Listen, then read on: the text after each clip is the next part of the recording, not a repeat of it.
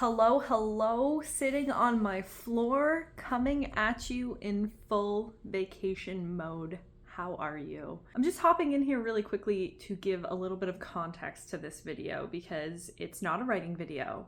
I started this video on Monday of this week. It is now currently Thursday of the same week. I don't know, I guess I thought that I was gonna get writing done. I don't know what I was thinking. I don't know why I have this constant need to push myself when it comes to writing. So I started this week thinking that maybe I'd get a little bit of writing done, but I didn't. I didn't end up getting any writing done. And ultimately, I've decided to put out this video, obviously, because I really want to showcase that there are ways that you can fill up your creative well, and there are ways that you can be creative in life without writing. And so this is kind of what this week is. This week is just a creative week. It's all the things that I do to fill up that creative well. So there is going to be some annotating of my favorite book, which I'm loving. There's going to be some editing of a friend's book, which I'm also really loving. Two things that just help me as a writer so significantly: reading other people's words and critiquing what you love about them and asking questions and pulling out themes. And active reading truly is just the best way to become a better writer. So there's a lot of that. There is some bookstore wandering. Surrounding myself with stories just makes me feel so full. And there's a ton of bullet journaling because that is another thing, another creative pursuit that I love to do. And also obviously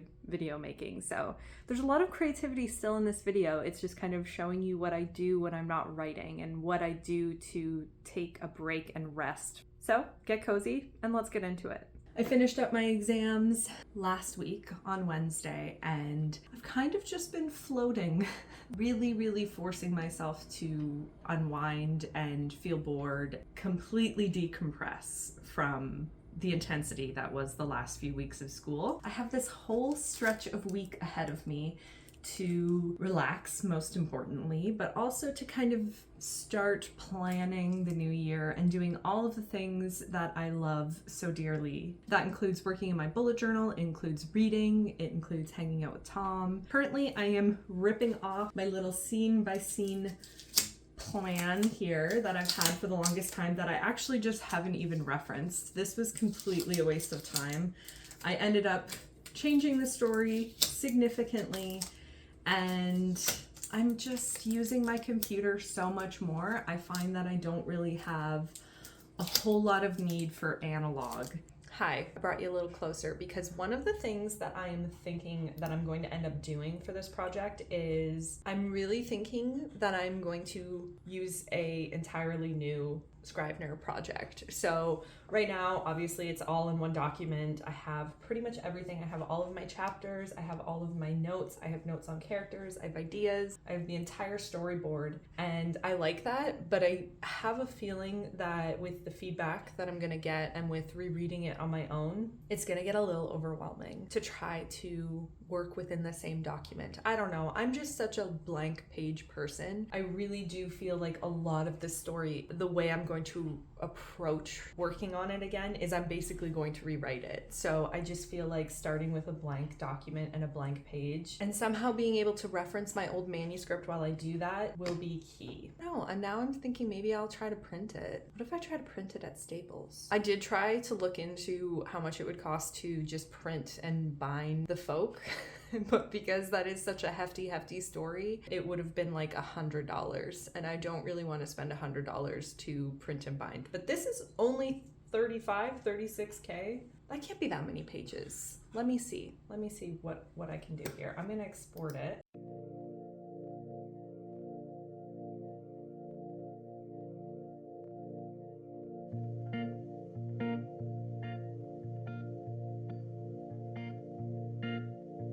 Foggy mornings are where I begin. Conversations I can never win, but it's not a competition. Though if it was, I'm losing. Foggy mornings with indie bands, singing loudly as I pull in where I am tardy again. 'Cause I am always losing. It's not hard to say I love you, it's only hard with you. It would be so simple if you didn't love her too.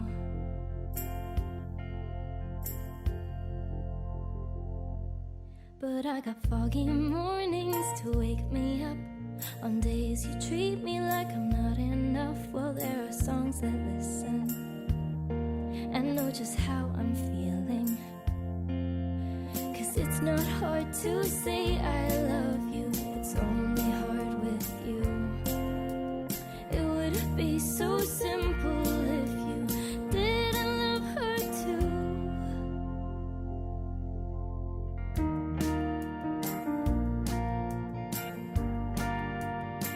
So a couple updates. I am currently annotating my favorite book of all time. I've talked about this book many, many times on this channel.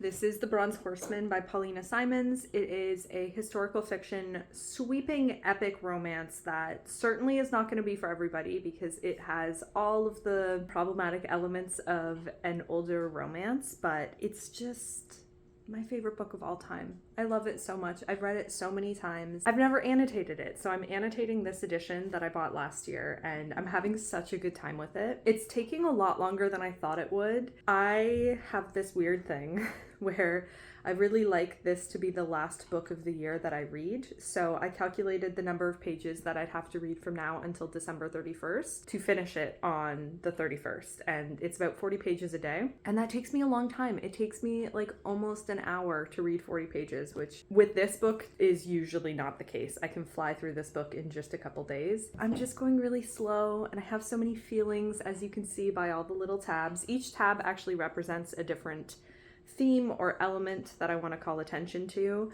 which again, normally with my annotating, I don't really do that, but since I've read this book so many times, I kind of know the themes that really speak to me. I'm really, really enjoying it. So that's my mornings, and I was going to sit down and do a little bit of writing. I really want my writing to take the form of journaling over the break. I want to do a lot of journaling. I fell out of that in 2023, and that's one of my main goals in 2024 is to develop a journaling routine. Whether that means journaling every single day or journaling once a week, I'm not sure yet. I want to really make sure that I achieve that goal, so I don't want to set unrealistic expectations. I realized my grades were actually posted and I did really well. I'm so proud of myself, and I'm gonna celebrate later by going to the bookstore and getting myself a book, which I'm very excited for. And then I kind of just didn't feel like writing, to be honest. I have a lot of reading that I have to do, but I really want to read both manuscripts that I've written. I didn't end up printing that manuscript, actually, by the way. We went into Staples, which is like a business depot store here in Canada. I don't know if it's in the States too. It must be in the States. But anyway, we went there and we were just about to hit buy to get it printed, and I decided against it because this draft is such a zero draft that I just don't think it'll be worth it. There's going to be a lot of notes on this. I feel like keeping things digital for now is just better, and when I'm actually ready to both copy edit and edit a little bit more, I will print it because it really wasn't that much money, but I figured I might as well just save that money and buy myself a book. The other thing that I really want to read, and that I have to read actually over the Christmas break, is my good friend Rachel. She has finished her manuscript and I'm going to read it and give her a bunch of notes. So I really want to do that. So a lot of my writing is going to just be reading, and I don't really feel like doing that right now. Someone is backing up outside, so I'm really sorry if you hear the beeping.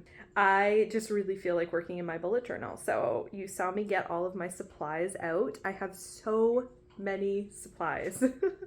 It's actually crazy, but it took like almost a year or two of building up my stationery supplies to get to this point, and I really, really like them. So I am going to set up as much as I can in my 2024 bullet journal.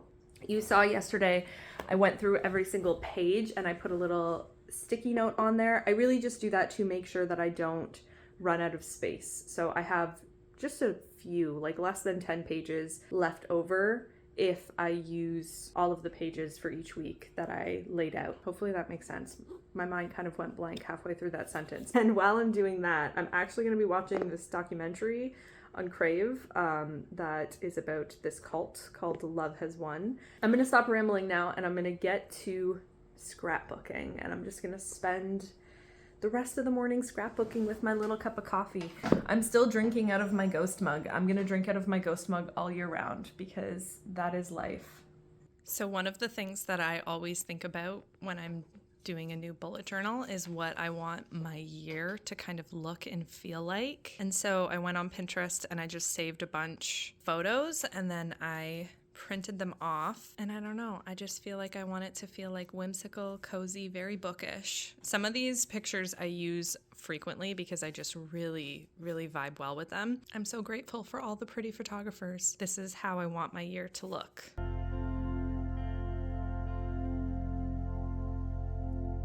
But I got foggy mornings, foggy mornings,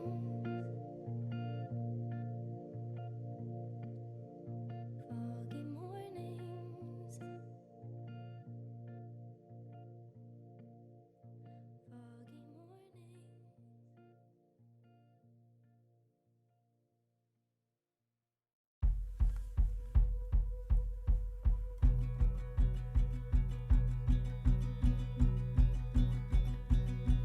In my dreams I'm a warrior, princess in a patterned skirt, oh yeah.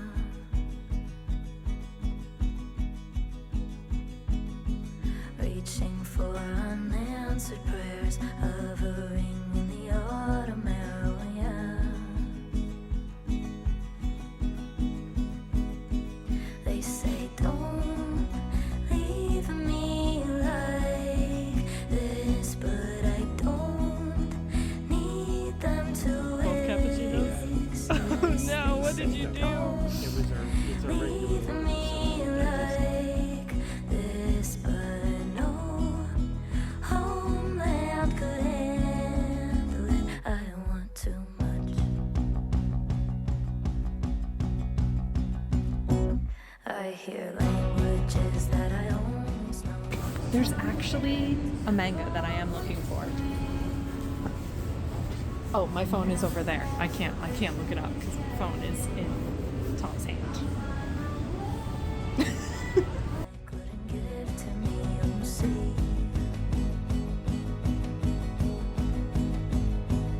Okay, it's really dark in here and I have a lozenge in my mouth, so this is probably not the best way to update, but I really wanted to show you my book haul that I got. I ended up getting 2 books because I just really couldn't decide and one of them was on sale. The first book that I got is Notes on an Execution by Dania Kukafka. This is a literary psychological thriller that is essentially from the point of view of the serial killer on death row. What I know about it though is that it is a searing portrait, an exploration of violence against women, and it's gorgeously written. So I am really excited to read it, even though the topic is quite heavy. I've just heard that it's done so well and so masterfully. And then for a little bit lighter of a read, I picked up Divine Rivals. Wow, that doesn't sound right. I'm coming from my mouth with a lozenge in it, but Divine Rivals by Rebecca Ross. Full transparency, I have DNF'd a book by Rebecca Ross previously, but it wasn't because it wasn't good, it just wasn't the right time. I still have it on my shelf. It's called A River Enchanted, and she's really, really good at settings and atmosphere, but I just wasn't into it at the time. But it wasn't like I was not enjoying it. Honestly, that's like the biggest problem with being an emotional reader. So anyway, so I picked this one up. This is a YA book that I honestly know very little about beyond my one friend just told me that I really need to read it because it's apparently like World War I-esque, but it's fantastical. And one of the characters is like a journalist, I think, and there's a war. I really don't know anything about this. Oh, it says right here, when 2 young rival journalists find love through a magical connection, they must face the depths of hell in a war between gods to seal their fate forever. So, love a romantic story. My cat is digging in the litter box right now. Perfect timing. We're currently watching Succession, and we're only on like the 6th episode of the 1st season, but it's really good so far. So we're gonna curl up and watch that and eat some brownies and drink some tea and just call it a night because I'm very, very tired.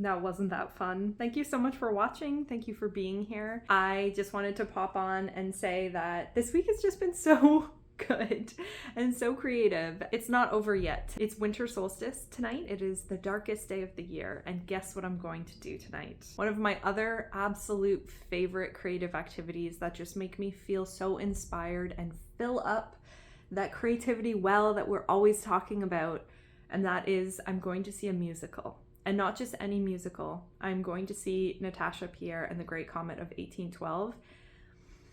I just had to take a deep breath there because this is a musical that is based on War and Peace, and War and Peace is one of my favorite books of all time. I love, love, love Tolstoy so much, and I'm so excited to see this musical.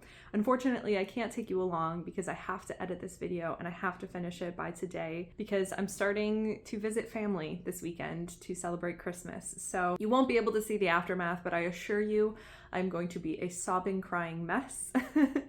And I'm just so excited. And when I look back at this week, I just think about all of the things that I did that were still creative and that assist in my own writing, and how important it is to take a break after a project. Truly, I mean, it's important to take a break at any point, but I finished a project. Why did I think that I wasn't going to take a break? So it's important to take a break and to be creative in other ways and explore your creativity in other outlets. And it's just been so good, and I just had the best time, and I'm so glad that partway through this week I got that perspective and was able to stop being mad at myself for not writing. So anywho, thank you so very much for watching. Thank you for being here. I hope that if you celebrate this holiday season, you have a wonderful holiday season filled with rest and relaxation, and most importantly for me, lots of yummy food, because that's really just what this season is all about for me. Really quickly, I just want to say that there's probably not going to be a video next week because I will be celebrating with my various families, and I'm so looking forward to it. But I will be back, baby, in the new year. We are going to attempt to tackle 2 projects. What? Who are we? Let's do this 2024. I don't know. I don't know what's gonna happen, but it's gonna be fantastic. So thank you so much, and I will see you in 2024.